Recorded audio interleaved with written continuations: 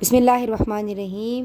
آپا بہنیں سوال کرتی ہیں کہ احرام کی حالت میں زیور اور جیولری پہنی جا سکتی ہے یا نہیں؟ ندا، بہت ساری خواتین یہ سوال کرتی ہیں کہ کیا وہ عمرے پہ جب جائیں تو کیا وہ جیولری استعمال کر سکتی ہیں؟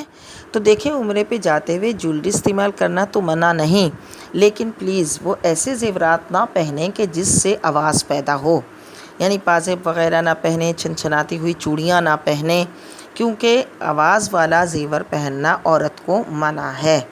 اور ویسے بھی وہ تو عمرے پہ جا رہی ہیں، اللہ تعالیٰ کو راضی کرنے جا رہی ہیں، اپنی طبیعت میں سادگی لائیں، اور اتنا وہاں رش ہوتا ہے، دیگر یعنی عام روزمرہ زندگی سے ہٹ کر معمول ہوتا ہے، تو اس میں جتنا سادگی اختیار کریں گی تو اچھا ہے۔